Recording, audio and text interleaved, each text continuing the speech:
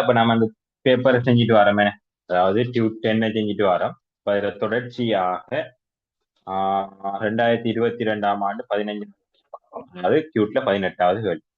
பிள்ளைகள் சில நேரம் இதுக்கு முதல் போட்ட வீடியோல அந்த கடைசி 3 கேள்விகள் கொஞ்சம் கிளியர் இல்லாம இருக்குன்னு நினைக்கிறேன். அப்படி இது உங்களுக்கு கிளியர் இல்லாம இருந்தா நீங்க பர்சனலா மெசேஜ் பண்ணுங்க, சரியா? சரி. இப்ப பார்ப்போம் 2022 15வது, 2022 கேள்வியை பாருங்க. ஏபி எனும் 2 பேரங்காடிகள் ஒரு குறித்த வகை உணவுப் பொருளை அதன் குறித்த விலையில் முறையே 10%, 5% கழிவுடன் விற்பனை செய்கின்றன.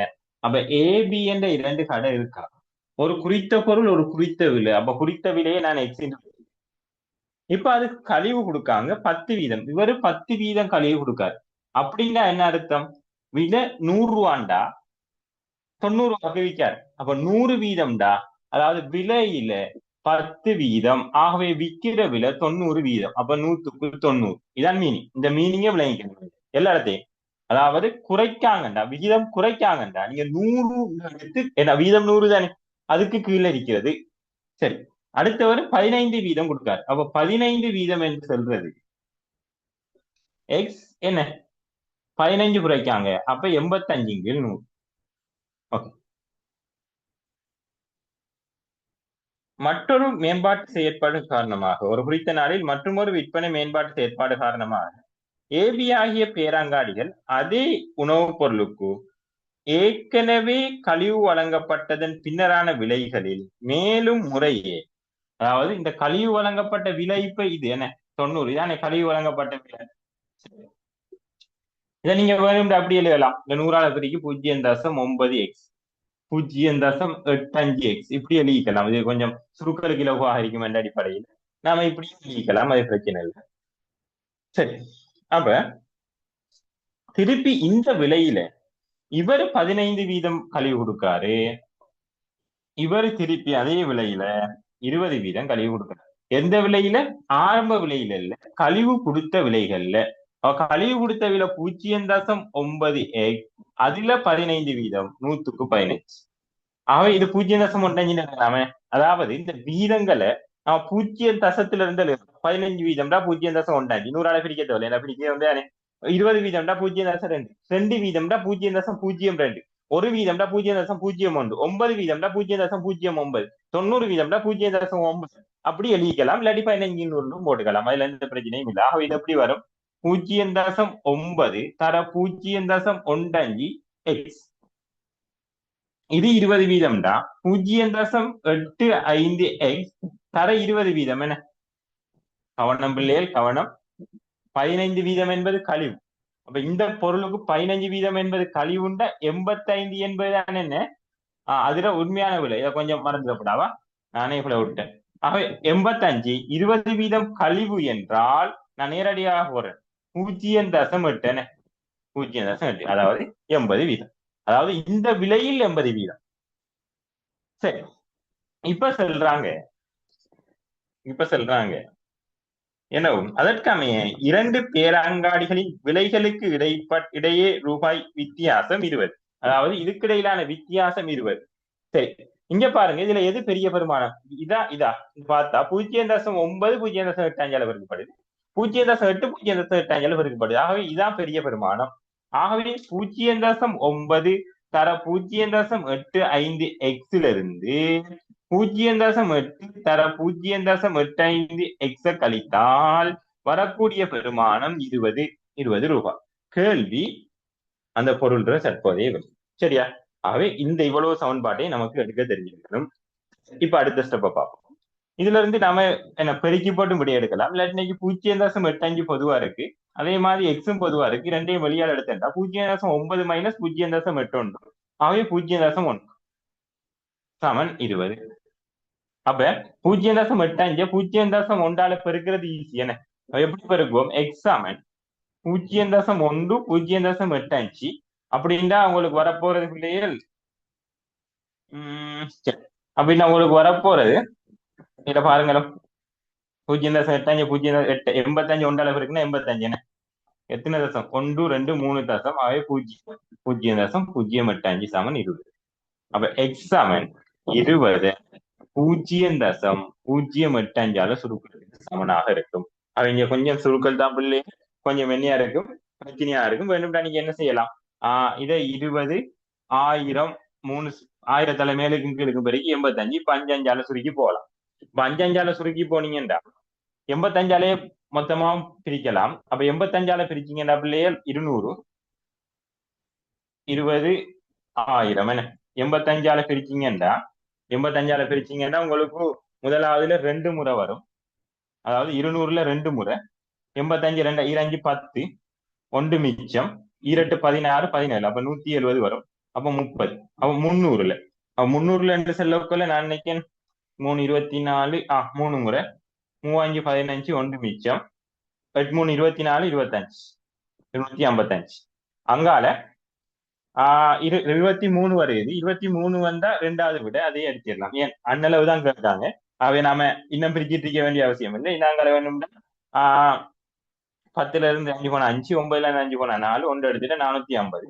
அப்ப 450ல 5 2 வந்திருக்கோம். அப்படி பொறுத்தியான வந்திருக்கணும். அவைய பறிக்கீங்க நீங்க 5 25 சாரி 5 25 2 மிச்சம் 5 40 42 425 திருப்பி 25 தசம் 250 போகும். அவங்க கேட்ட அன்னளவு பெருமானம், அவை அன்னளவு பெருமானம் 235 இருக்கும். இவ்வாறான கேள்விகளுக்கு பிள்ளைகள் எல்லாத்தையும் சுருக்கிட்டு இருக்கிறதுல முதலாவது பிரிச்சு பாருங்க 2 எத்தனை விட இருக்கு, 2 விட இருக்கு. அப்ப அடுத்த ஸ்தானத்துக்கு போகணும் 3 எத்தனை விட இருக்கு, ஒரு விட தான் இருக்கு. அப்ப ஒரு விடைக்கு அடிச்சிருக்கு. வேணும்டா பிள்ளைகள் இங்க சில கெஸிங்களும் செய்யலாம். அந்த விடைகளை பாருங்க. 135 அதாவது இந்த ஐக்யூ ரிலேட்டடாக செய்யக்குள்ள கெஸிங் செய்யறதுக்கு வைப்பாங்க. 245 335 345. அப்ப இதுல பாத்தீங்கன்னா கூட வந்திருக்கிறது இந்த 35. அவங்க விட 35ல வரும்னு ஓரளவுக்கு கெஸ் பண்ணலாம்.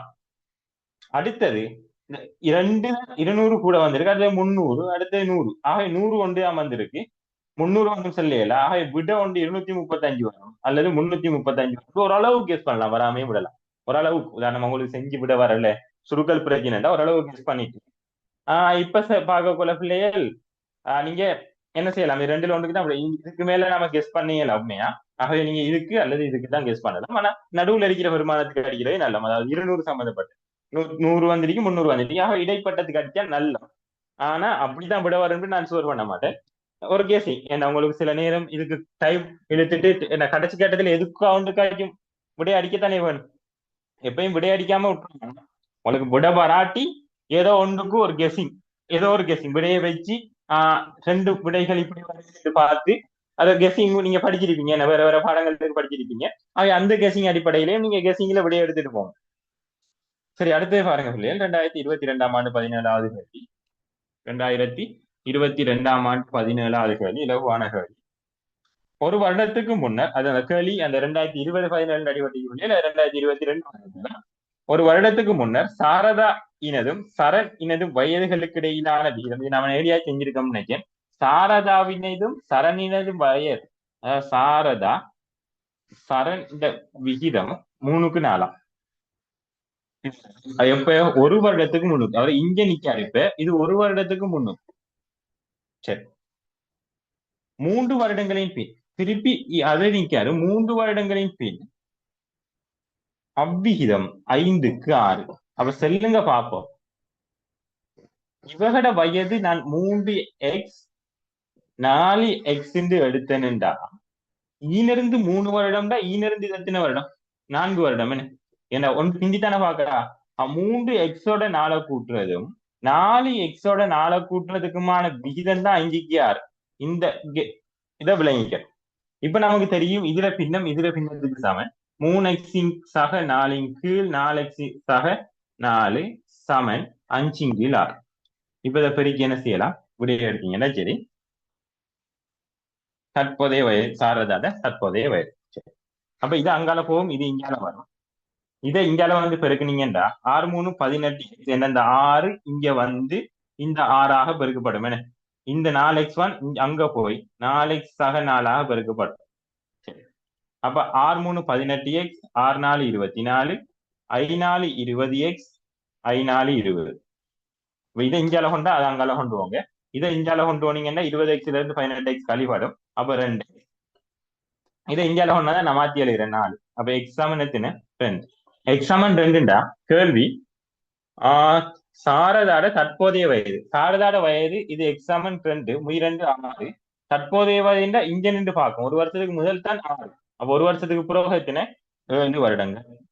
விளங்கிட்டா விளங்கிருக்கும் நினைக்கிறேன். இது மாதிரி நான் அவசரமா அடுத்த வெளியே போறேன்.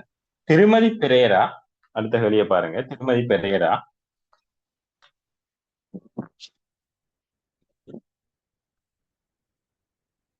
அடுத்த கேள்வியிலே எத்தனாவது கேள்வி? அதுவும் 2022 தான்.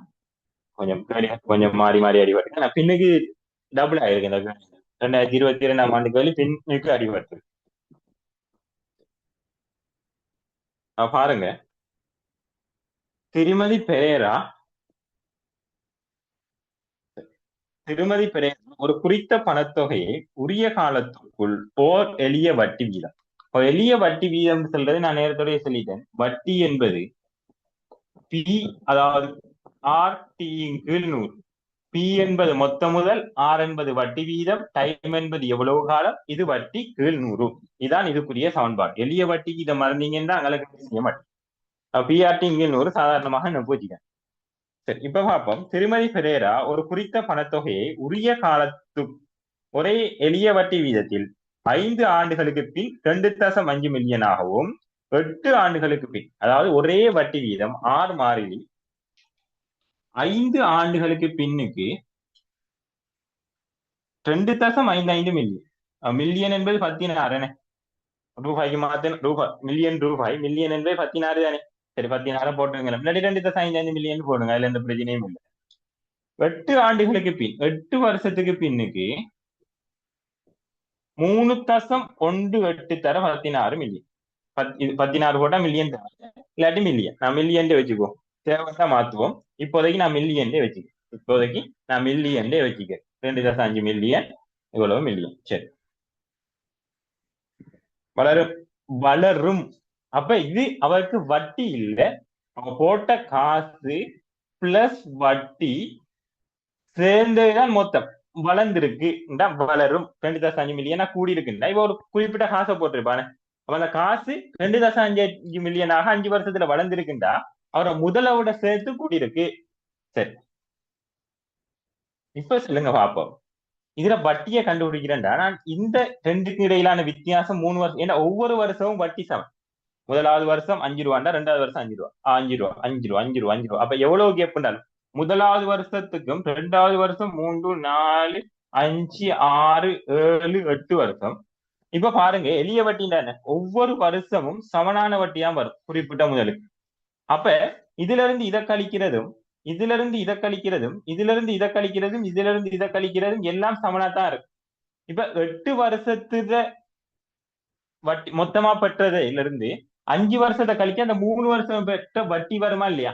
ஏன்னா 8 வருஷத்துல சொல்றது அவட முதல் பிளஸ் வந்த வட்டி. 5 வருஷத்துல இருந்தது முதல் பிளஸ் 5 வருஷ வட்டி. இது 8 வருஷ வட்டி. ஆகவே எக்ஸ்ல இதுல இருந்து 8 வருஷ வட்டியில இருந்து இதை கழிக்க எக்ஸ் பெய்திரும், முதல் பெய்திரும். 8 வருஷ வட்டி 5 வருஷ வட்டி 3 வருஷ வட்டி வரும். அதை 3ஆல பிரிச்சா 1 வருஷ வட்டி வந்துடும்.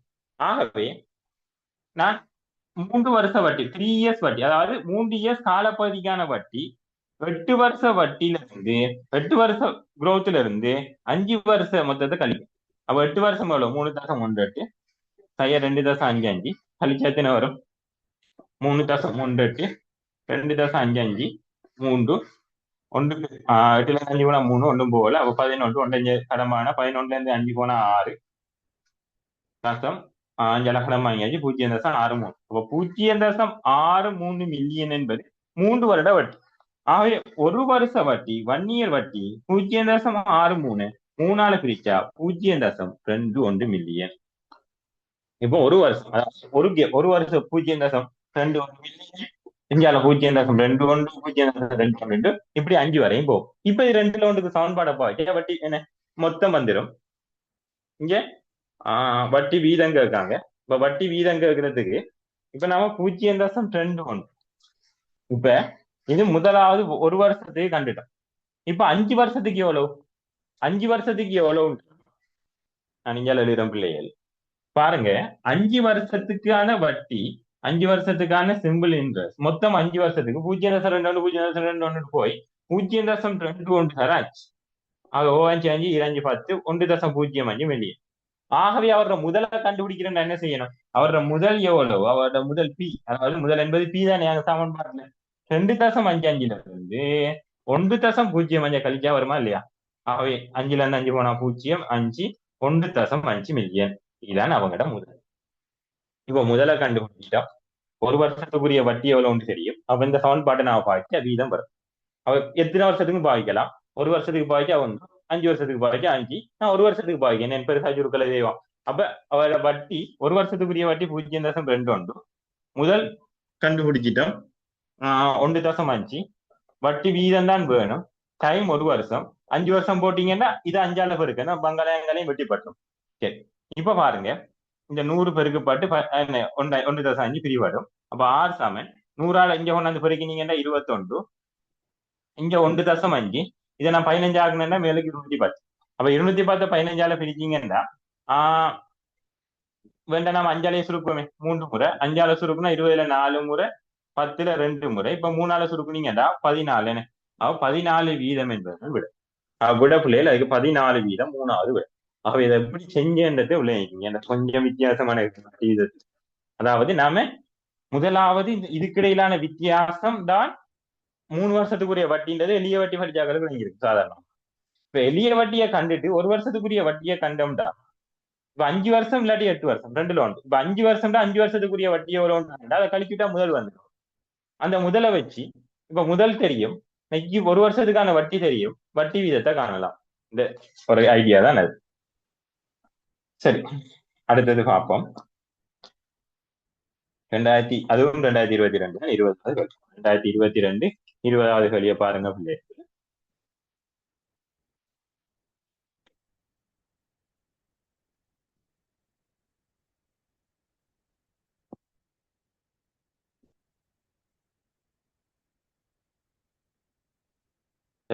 அடுத்து பார்ப்போம் 2022 20.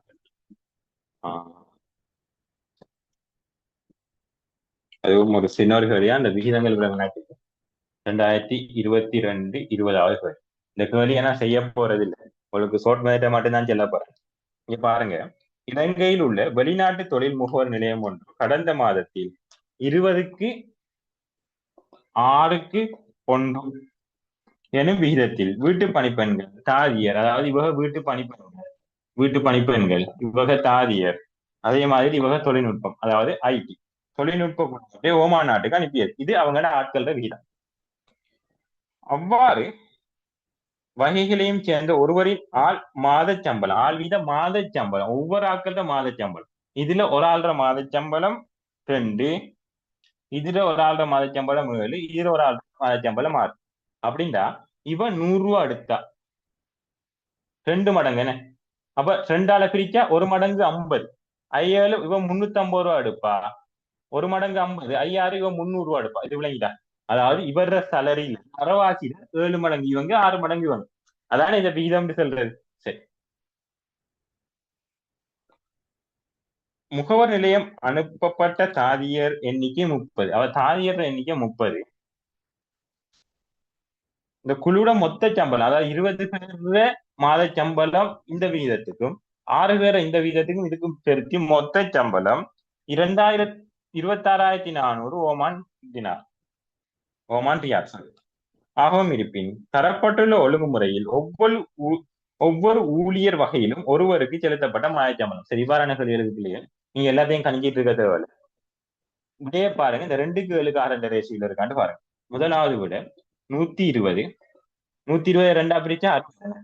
அப்ப 60 வேலை பிரிச்சா 6 32. இன்னும் வரது 320 வரணும். என்ன 420 இருக்கு, 2ஆவது விட வராது.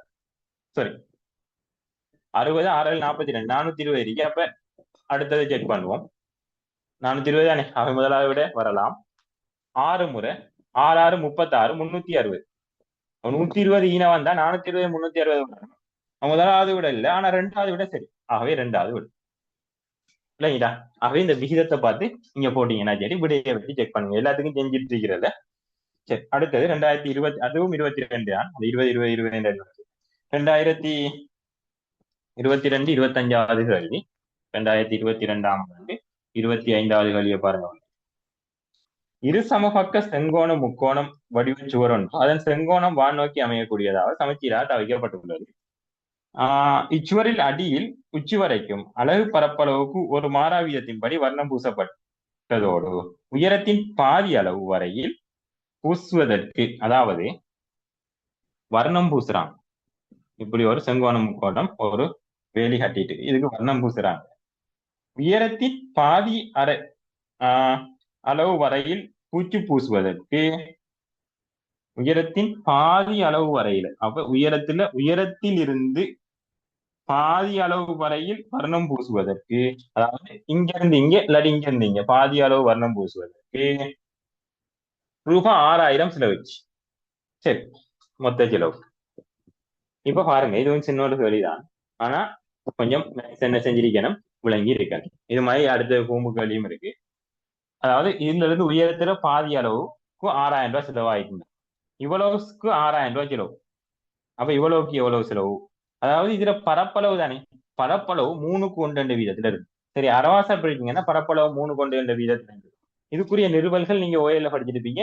நினப்பு இருந்தா நல்லம், நினப்பு இல்லாட்டி பரவாயில்ல பிள்ளைகள். 1:3 வீதத்துல அரவாசா இருந்தா என்ன செஞ்சிருக்கும், பரப்பளவுகள் சமனாக இருக்கும் என்றதை விளங்கிக் கொள்ளுங்க. நிறுவல் இங்க செய்ய வேண்டிய அவசியம் இல்லையே. 1:3. அப்ப 3 பங்கு 6000 ஒரு பங்கு எவ்வளவு? 2000. சரியான, இதை 3 பிரிச்சா 2000. மொத்தமா பூசுறதுக்கு 6000 + 2000 உங்களுக்கு 8000 தேவை. உங்களுக்கு 8000 தேவை. சரியா? அப்படி நீங்க சாதாரணமா அடுத்தது அடுத்தது அடுத்த கூம்பு சம்பந்தமான ஒரு கண்டென்ட் இருக்கு.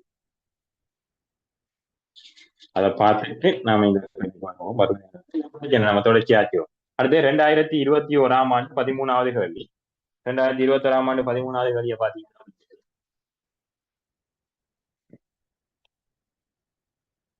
2021ஆம் ஆண்டு 13வது கேள்வி. சரி, திரு சில்வா ஒரே நாளில் ரூபாய் 150,000, அதாவது 1.5 லட்சம் 150,000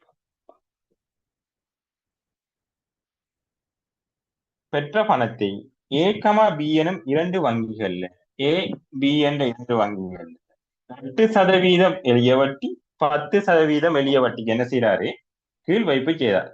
2 வருடங்களின் பின்னர் அவரது 2 வைப்புகளுக்காகவும் மொத்தம் 27,200 ரூபாய் கிடைச்சிச்சு. அவர் ஆரம்பத்தில் பீல எவ்வளவு வைப்பு செஞ்சிருக்காரு. பீல வைப்பு செய்யறத நம்ம பீல வைப்பு செய்யறத பீண்டு, இது பீண்டா 1.5 லட்சம். இதுல வைப்பு செய்தது எவ்வளவு? 1.5 லட்சம், அதாவது 150,000 சயபி. சரியானே, மொத்தம் 1.5 லட்சம் இருக்கு அவருக்கு. அவர் பீல வைப்பு செஞ்சதை நம்ம பீண்டு எடுத்துக்கிட்டோம். மொத்தத்துல ஏல வைப்பு செஞ்சது மிச்சம். இதுல 80,000, இதுல எவ்வளவு? 70,000. சரி, இப்ப நம்ம கணக்கை பார்ப்போம். பட் நமக்கு சமன்பாடு தெரியும், SI = PRT. இப்ப இங்க 2ஆ பிரிச்சிருக்காங்க. அதை வீதம் ரீதியா 2ஆ பிரிக்கலாம், கேம் ரீதியா 2ஆ பிரிக்கலாம், எது ரீதியாகவும் 2ஆ பிரிக்கலாம், நமக்கு பிரச்சனை இல்லை. மொத்த வட்டி எவ்வளவு? 27,200. இப்ப முதலாவதுல பார்ப்போம். முதலாவதுல P 150,000 P தர R வட்டி வீதம் 8 தர T எத்தனை வருடங்கள் சொல்லியிருக்காங்க? 2 வருடங்களின் பின். அப்பரண்ட் கீழ் 100 சாக. அடுத்த வட்டி அது P Bல 10% ட்ரெண்டிங் கீழ் 100. இப்ப இதை சுருக்கினீங்கன்னா உங்களுக்கு விட வரும். இதை சுருக்கி 2 16 16 150,000 தலைப்பு இருக்கீங்க. 100 பொது பிள்ளைகள். 2 16 16 தர 150 150,000 தர 16 செய்ய 16 P அங்கால 20 P, ஆகவே 4 P 27,200. இந்த 100 இஞ்சால வந்து பெருக்கப்படும்.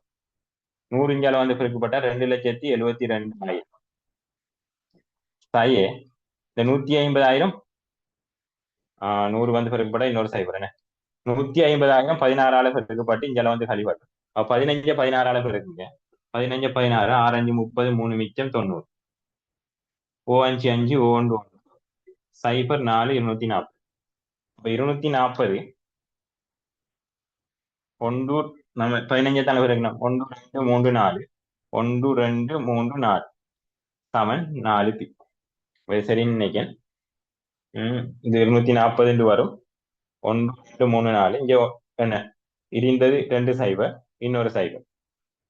ஆகவே உங்களுக்கு வரப்போறது 72,000 40,000 என்ன 400,000 இங்க 720,000 என்ன 2 மில்லியன் விடுங்கலாம் 2 மில்லியன் விடுங்கலாம். அப்ப 720 இருந்து 40 கழிச்சிட்டு நீங்க போட்டீங்கன்னா சரி. அதாவது 2 7 2 1 2 3 4 இங்க 2 4 சைபர் 1 2 3 4 அப்ப சரி. இங்க எல்லாம் 4 சைபர் வரும். இங்க 2 இங்க 3 அப்ப 320,000 320,000 4ஆல பிரிச்சா விடுங்க 320,000 4ஆல பிரிச்சா 80,000 அப்ப பி என்பது ரூபாய் 80,000 8 4 32 தானே அப்ப சுட்கள் தான் பண்ணி அப்ப அதுக்கு 80,000 விட 4வது விட்டோம். சரி அடுத்த சரி 2021 14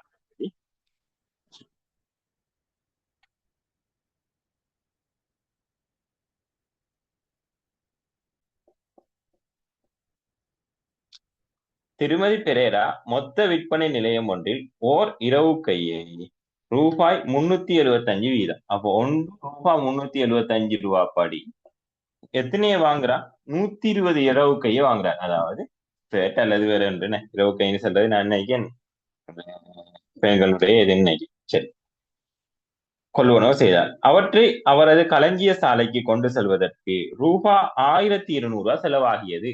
சரி இப்ப இவ்வாறான கேள்வி வரக்குள்ள மொத்தமா நான் ஒரு பொருளை வாங்குறேன். அப்ப நான் ஒரு பொருளை மொத்தமா வாங்குறேன் என்றால் அந்த பொருள்ற முதல் அதாவது அந்த பொருளை எவ்வளவுக்கு வாங்குறேன் அந்த செலவு அதே மாதிரி அதை நான் டிராவலிங் காஸ்ட் அதை நான் இங்க இருந்து ஒரு இடத்திலிருந்து கொண்டு போவேன். ஆகவே இந்த காஸ்ட் லாஜிஸ்டிக்ஸ் சொல்லுவோம் அல்லது இந்த டிராவலிங் காஸ்ட் இந்த காஸ்ட் அதே மாதிரி வேற வேற இந்த பொருளுக்கு என்னையெல்லாம் செலவழிக்கணும் இதான் இந்த மொத்த செலவு என்ன இதைத்தான் என்ற இந்த பொருள்ற மொத்த விலை. அப்ப நீங்க செல்லுங்க அப்போ 1200 இத கொண்டு செல்வதற்கு செலவழிச்சிருக்காண்டா 1200 மொத்தம் செலவழிச்சிருக்காங்க. மொத்தம் எத்தனை 120 பொருள். அப்போ ஒரு பொருளுக்கு எவ்வளவு செலவழிச்சிருப்பாங்க மொத்தம் 120 பொருள் 1200 செலவழிச்சிருக்காண்டா ஒன்றுக்கு 10 ரூபா படி 120க்கு 1200. அல்லது நீங்க இதை எப்படி காணலாம் இது ஒரு பொருள் ஏண்டா இப்படி ஒரு அட்டவணையை போட்டுருங்க இப்படி கேள்வி வரப்போல இது ஒரு பொருள் இது எண்ணிக்கை. அப்ப எண்ணிக்கை 120 தானே அப்ப 120 எண்ணிக்கை இங்கெல்லாம் மொத்தம் வேணுண்டா மொத்தம் தேவைப்பட்டா மொத்தம் கேள்விக்கு தேவைப்பட்டா மொத்தம். சரி இப்ப பார்ப்போம் 120 பொருட்கள் 325 ஒன்றுக்கும் 120 பொருள் ஒன்றுக்கு 10 ரூபா மொத்தம் 1200 தந்துட்டாங்க மொத்தம் 1200. ஆகவே 120 பொருள் 10 இருக்கும். எப்படி 120 கண்டுபிடிக்க நீங்க இருந்து மொத்த எண்ணிக்கை 120 அப்போ 10 ரூபா. சரி அப்ப 1200 120 கண்டுபிடிச்சேன். சரி அப்ப பார்ப்போம் கொண்டு செல்வதற்கு மேலும் அயன் பண்ணுவதற்கு ஒரு இரவு கைக்கு 25 ரூபா அயன் பண்றதுக்கு ஒரு இரவு கைக்கு 25 ரூபா. ஆகவே 120க்கு எவ்வளவு சரி 120 நாம காணலாம். அத்தோடு அவற்றை பொதி செய்வதற்கு 2,400 செலவிடுறாங்க. அதாவது பொதி செய்யறதுக்கு 2,400 செலவிடுறா. அவ மொத்தம் 120 இரவுக்கு ஆவி வெட்டுனா எத்தனை 2 முறை 20 ரூபா ஒன்றுக்கு 20 ரூபா செலவழிச்சிருப்பாங்க. 2,400 மொத்தத்துக்கு மொத்தம் 120 எண்ணிக்கை. ஆகவே 2 முறை 20 ஆகவே 20 செலவழிச்சு அப்ப இது இவ்வளவு மாறது ஒன்றுக்கு எவ்வளவு செலவழிச்சிருக்காங்க இது எண்ணிக்கை 120 வர போறது இல்லை. அங்கால மொத்தம் தேவைப்பட்ட நாம பெருக்கி எடுப்போம் கேள்வியை பார்த்துட்டு அதை முடிவெடுப்போம். இப்போது அவர் ஒவ்வொரு இரவு கையையும் 30% லாபத்தோட விற்கார். ஒவ்வொன்றையும் 30% லாபத்தோட விற்காங்க. ஒரு இரவு கையின் ஒரு இரவு கையில விலை ஒரு இரவு கைக்கு எவ்வளவு செலவு ஒரு இரவு கை 20 ரூபா 10 ரூபா 30 ரூபா 25 ரூபா 25 375 400 430 ரூபா செலவு. எவ்வளவு நான் 30% லாபத்தோட விற்கணும். அப்ப 430 ரூபாய்க்கு எவ்வளவு லாபம் 30%. ஆகவே மொத்தம் எவ்வளவு விற்பாங்க 130%. 100 இரண்டு முறையில காணலாம், உங்களுக்கு தெரியும். 30% கண்டு 430 ரூபாய்க்கு 130. ஆகவே அந்த எவ்வளவு லாபத்தை கண்டு இதை பெருக்கலாம், அது ஒரு முறை. இல்லாட்டி நான் டிரெக்டா என்ன 130 போட்டு காணலாம். இந்த ரெண்டு சைபர் விட்டுப்பாடு 339. 43 3 13 சொல்லுங்க 339. அப்ப 9ல முடிகிற விட ஒன்றே ஒன்றே இருக்கு, ரெண்டாவது விட 595. அப்ப இதை விட ரூபாய் 559. ஆகவே இதெல்லாம் ஃபுல்லா 43 13 பெருக்கிட்டு டைம் வேஸ்ட் பண்றோம். ஒவ்வொரு செகண்டும் நமக்கு அடுத்த கேள்விக்கு போறதுக்கான என்ன வாய்ப்பு. ஆகவே 339 பார்த்து போட்டு 9 வாரமாய் விடரிக்கா ரெண்டாவது விட ஓகே. அப்படி இருந்தா ரெண்டு விட இருந்தா நாம என்ன செய்வோம், அடுத்த போவோம். சரி, அடுத்தது 2021 16வது. அந்த கேள்விகளை செய்து அவசரமா போறோம் பிள்ளைய. ஏன்டா உங்களுக்கு இந்த வீடியோ நான் ரெக்கார்டா தான் பதிவு செஞ்சிருக்கேன். அதனால நம்ம இந்த டியூட்டன் பூரணமாகவே நாம ரெக்கார்டா தான் செஞ்சிருக்கோம். ஆகவே பிள்ளைகள் ஸ்டாப் பண்ணி என்ன ஸ்டாப் பண்ணி தேவையானதை எழுதிட்டு போங்க. நான் இதை எழுத செல்லல, இந்த வீடியோல இருந்து கூட்ட விரும்புறேன். 2021 16வது கேள்வி. அப்ப 2021 16வது கேள்வி பிள்ளை, பான வகை ஒன்றின் தயாரிப்பதற்கு ஏ வகை சாரும் பி வகை சாரும், அதாவது ஏ பி சாறுகள் வீதம் 4:3 என்று கலக்காங்க. வீதத்தில் பாத்திரம் ஒன்றில கலக்கப்பட்டன. அதாவது இது 4 லிட்டர், இது 3 லிட்டர். அதானே 4 இல்லாட்டி இது 8 லிட்டர் இருந்தா இது 6 லிட்டர். ஆகவே 4:3 என்ற அடிப்படையில் வைங்க. அப்பாத்திரத்திலிருந்து பருகுவதற்கு 7 லிட்டர் பானம் எடுத்துட்டாங்க. அப்ப நான் இது எத்தனை சரியா 2 இருக்கு, 2 3 அப்ப 4x லிட்டர், இது 3x லிட்டர். பாத்திரத்திலிருந்து பருகுவதற்கு 7 லிட்டர் எடுத்துட்டாங்க. பாத்திரத்திலிருந்து பருகுவதற்கு 7 லிட்டர் எடுத்தால் பின் ஏ வகை சாருக்கும் பி வகை சாருக்கும் இடையிலான விகிதம் 4:5. அப்ப செல்லுங்க பார்ப்போம். 7 லிட்டர் எடுத்துட்டாங்க. 7 லிட்டர் எடுக்காங்கண்டா இங்க என்ன அர்த்தம்? சரி, அது இருக்கிறது. ஆக மாதிரி பி வகை சாறு 7 லிட்டர் திருப்பி ஊத்துறான். தெரிஞ்சோண்டு விளங்கிக்கணும். 7 லிட்டர் எடுக்காங்கன்னு 7 லிட்டர்ண்டா இதுல 4:3 என்ற வீதத்துல ஏயும் பியும் இருக்கு. அப்ப 4:3 மொத்தம் 7 பங்கு. அப்ப 7 பங்குக்கு இது 4 பங்கு. ஆகவே இது 4 லிட்டர், இது 3 லிட்டர். இது 14 லிட்டர் வந்திருந்தா இந்த மடங்கு தான் தருவாங்க. இது 4 பங்கு, இது 3 பங்கு, ரெண்டையும் கூட்டினா 7 தானே. அப்ப 4 பங்கு 3 பங்குண்டா இது 8 லிட்டர், இது 6 லிட்டர். அப்ப இது எப்படி காண்ற, மொத்தம் 7 பங்கு, 7க்கு 7 லிட்டர் தர 4க்கு எவ்வளவு 4 லிட்டர். ஆக இது 4 லிட்டர், இது 3 லிட்டர். ஆக இந்த 4x இருந்து 4 லிட்டர் எடுத்திருக்காங்க, 3x இருந்து 3 லிட்டர் எடுத்திருக்காங்க. திருப்பி பிய லிட்டர் இதுக்குள்ள ஊத்துறாங்க, ஏக்கு ஒன்றும் இல்லை. சரி, இப்ப விகிதம் இப்படி எடுத்ததுக்கு பிறகு விகிதம் 4:5, 4:5. ஆகவே ஏ வகைச்சாறு, அதாவது எக்ஸ கண்ட நாம ஏ வகைச்சாறு ஆரம்பத்துல 4x அதான் 4x வேணும். அவை நாம் அதை கண்டோம்டா சரி. அப்ப அதை காண்றதுக்கு நம்ம இங்க சமன்பாடு 4x - 4, நான் 4x - 4 கீழ் 3x சய 3 சக 7, அப்ப சக 4. 3 ரூபா காடன் 7 ரூபா இருக்கு, அப்ப சக 4. அப்ப 3x சக 4, இங்க 4 இங்கில் 5. சரி, அப்ப நாம இதை சுருக்கிறதுக்கு நீங்க மெட்ஸ் நல்லா ஏழும்டா நல்ல 4 பொதுவா எடுத்துட்டு நீ சய 1 4 பொதுவா எடுத்துட்டு என்ன செய்யலாம், இந்த நாளையும் பட்டலாம். அவை 5 இங்க வரும், 5x - 5, 3x சக 4. இல்லாட்டி நீங்க என்ன செய்யலாம், அப்படி இந்த விளங்காட்டி 4x சய 4 வச்சுட்டு 5 கொண்டாந்து பட்டலாம். கொஞ்சம் என்ன பெருக்கிற வீதங்கள் கூடும். அப்ப 5x சய 5, 3x சக 4, இது அங்கால போகும், இது இங்கால வரும். 3x 5x கழிச்சா 2, அது அங்கால போனா 5 4 9. அப்ப எக்ஸ் சமன் 9 கீழ் 2. சரி, இதை அப்படியே வச்சீங்க 4 காணுங்க. அன்னைக்கு தேவையே. அப்ப ஏன்னு சொல்றது எவ்வளவு 4x. 4x 4 சார 9 கீழ் 2, ஆகவே 2 18 லிட்டர். ஆகவே ஏ எவ்வளவு 18 லிட்டர். இங்க ஐடியா பிள்ளையே, இதான் இங்கே ஐடியா. அந்த இதுல விகிதத்தை கண்டுபிடிக்கிறதுக்கு ஐடியா இது. இதை கண்டுபிடிச்சிட்டா மறு அங்கால வளமையா செய்யறதுன்னு. அப்ப அடுத்த கேள்வி 2021 17வது கேள்வி. அப்ப இந்த இதுகள் பிள்ளைகள் இப்ப நீங்க எக்ஸாமுக்கு போகக்குள்ள இந்த விடயங்கள் சில நேரம் என்ன எல்லாம் தலைக்குள்ள இருக்கிறது. இந்த ஐடியாக்கள் மறக்கும். ஆகவே நீங்க விளங்கிட்டீங்க அந்த ஐடியாக்கள் பாடமாக்கிட்டு போயிட்டு அங்க மெட்ஸ் அப்படி இல்லை என் மெட்ஸ் என்ன ஐக்யூ என்று சொல்லத்தை விட ஐக்யூ செய்யறதுக்கான வழிமுறைகள் இருக்கும் இல்லையா. ஐக்யூ தர்க்க ரீதியாக விட எடுப்போம். ஆனா மேஜர்ல போனா உங்களோட பேப்பர் ஐக்யூ பேப்பர்னு சொல்ல இயலாது. இது ஒரு மெத்தமெட்டிக்ஸ் பேப்பர். மெட்ஸ் சம்பந்தப்பட்ட விகிதம் எல்லாம் ஐக்யூக்குள்ளால செய்ய போனோம்னா நம்ம என்ன செய்யலாம், இதுக்கு விட எடுக்கலாம், ஆனா அடுத்ததுக்கு விட எடுக்கலாம்.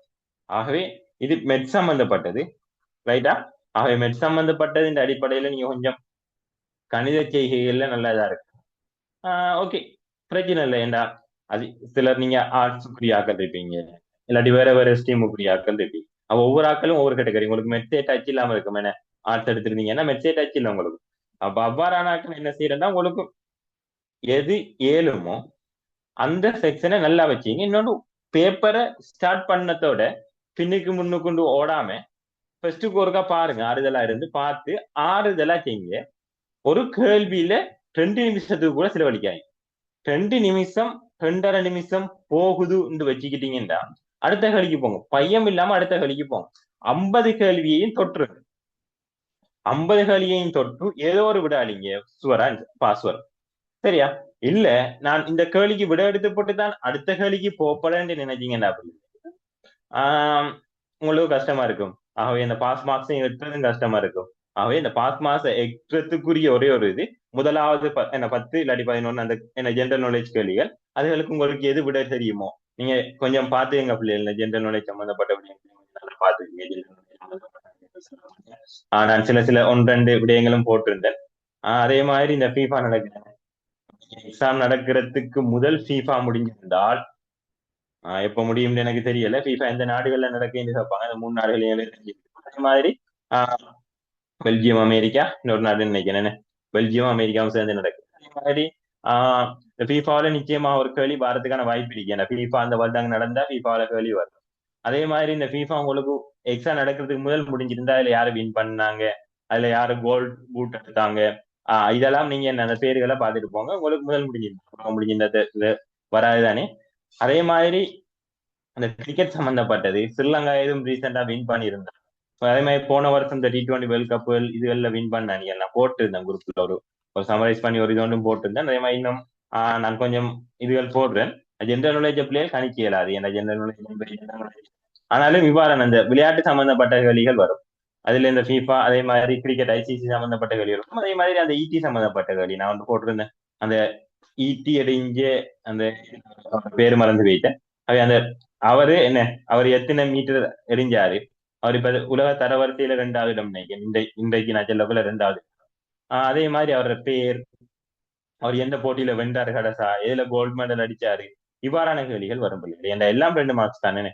இதுவும் 2 மார்க்ஸ் தான், அதுவும் 2 மார்க்ஸ். அது உங்களுக்கு 10 கேள்வியும் செய்ய ஜென்ரல் நாலேஜ்ல 10 கேள்வியும் செய்யலுமாக இருந்தா 20 வந்துடும். இதுல சொல்ல போனா ஒரு 10, இதுல ஒரு 10ண்டாலே என்ன 20 20 40 அதிலேயே பாஸ் ஆயிடலாம். ஆனாலும் அப்படி நான் போயல ஜென்ரல் நாலேஜ் சில நேரம் தெரியாத கேள்வியும் வரும். அது உங்களோட அப்டேட்டை பொறுத்து. அடுத்து 2020ஆம் ஆண்டு 17வது கேள்வியை 2021 17வது கேள்வியை பாருங்க. அசித் 45 மாணவர்கள் உள்ள அவனது வகுப்பில் கணித பாட சோதனையில் சராசரி புள்ளி 52 என கணித்தான். அசித் 45 மாணவர்கள் உள்ள அவனது வகுப்பில் கணித பாட சோதனையில் 42 மொத்த மாணவர்கள் எத்தனை 42, சராசரி என்ன 52 என கணித்தார். எனினும் சராசரி புள்ளியை கணிப்பதற்காக அசித் பயன்படுத்திய புள்ளிகளுக்கு இடையே 81, 72, 63 என்ற புள்ளிகள் 18, 27, 36 என்று தவறான 3 புள்ளிகள் பதிவு செய்யப்பட்டிருந்தன. அதாவது புள்ளிகளுக்கு பதிலாக முறையே, அதாவது இதுக்கு பதிலாக இப்படி என்ன செஞ்சிட்டாரு, பதிவு செய்யறாரு, குறைச்சு பதிவு செஞ்சிருக்காரு. சரி, மட்டுமே கண்டறிந்தது. இக்கணித சோதனையின் சரியான சராசரி புள்ளி யார்? இந்த கணித சோதனையில சரியான சராசரி புள்ளி யாருன்னு கேட்டா பிள்ளை இங்க நீங்க என்ன செய்யணும்னா இதுக்கு இடையிலான வித்தியாசங்களை காணணும். அதான் 81க்கு கூட்டியோ குறைச்சோ இப்ப இதுக்கு இடையிலான வித்தியாசத்தை காணணும். இங்க என்ன இதா தெரிஞ்சிருக்காரு, அப்ப கூடுனது ஆகவே சராசரி கூட போகுது. இது முதலாவது முடிவெடுப்பீங்க. இப்ப பாருங்க, இத இப்படி குறைச்சிருக்காரு. எத்தனையால எவ்வளவு வித்தியாசம்? 81க்கும் 11க்கும் 18க்கும் எத்தனை வித்தியாசம்? 11ல இருந்து 8 போனா 3, 8 ஒன்று கைத்து, ஆகவே 8 7ல இருந்து 1 போனா 6. இங்க 12ல இருந்து 2 போனா 5, ஒன்று கைத்து, 6ல இருந்து 2 போனா 4, 13ல இருந்து 6 போனா 1 கைத்து, ஆகவே இங்க எத்தனை 5, 5ல இருந்து 2, ஆகவே இவ்வளவுத்தையும் என்ன செய்யுங்க, கூட்டுவீங்க. சில நேரம் இங்க இது உதாரணமா இது 36, இது 24 வந்துடலாம். ஆக இங்க மைனஸ்னா மைனஸ்லயே போடும். சரியா? சரி. ஆக இவ்வளவுத்தையும் கூட்டினீங்கடா 3ம் 7ம் 10, 15, ஒன்று மிச்சம் 3, 9, 13, 135. சரியா? இதை எடுத்து கொள்ளுங்க மேல. இந்த 135 மொத்தம் எத்தனை பிள்ளைகள்? 135. இப்ப மொத்தம் 45 மாணவர்கள், சாரி 45 மாணவர்கள். அப்ப இந்த 45ஆல பிரிக்கிறீங்க, எத்தனை வரும்? 3 வரும். இந்த 3 கொண்டு இந்த சராசரி அளவு கூட்டிட்டு 52 பிளஸ் 3 55. ஆகவே இதான் விடையா வரும். சரி, அப்படின்னா அவ இங்க பிள்ளைகள் சில நேரம் இது 33 வந்துட்டு இருந்தா, சரியா? இது 55 விட, சரியா? 33 வந்து ஒன்றை குறைச்சிருந்த ஆண்டா, இல்லாட்டி குறைய வந்த ஆண்டா, இது எத்தனை வரும்? இங்க 33 36, அவைய 3 வித்தியாசம், 3 அவை கழிச்சு வார பெறுமதி. இங்க வார பெறுமதி மைனஸ்ல இருந்தா அதை கழிச்சுடுவீங்க, அவ்வளவுதான், சிம்பிள். ஆகவே இதுக்குரிய விட இப்படிதான் பிள்ளைகள் எடுக்கிறது. அடுத்தது பாருங்க, 2021ஆம் ஆண்டு 22வது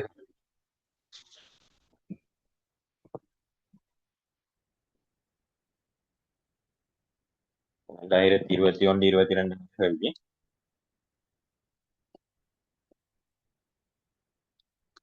அக்மல் 5 வருடங்களுக்கு முன் ஊருக்கு குர்த்தலையும் மரக்கைப்பிடியையும் கொண்ட கோடாரி ஒன்றை, அப்ப அக்மல் 5 வருடங்களுக்கு முன், அப்ப 5 வருஷம் சொல்லியிருக்காங்க, 5 வருஷத்துக்கு முதல்.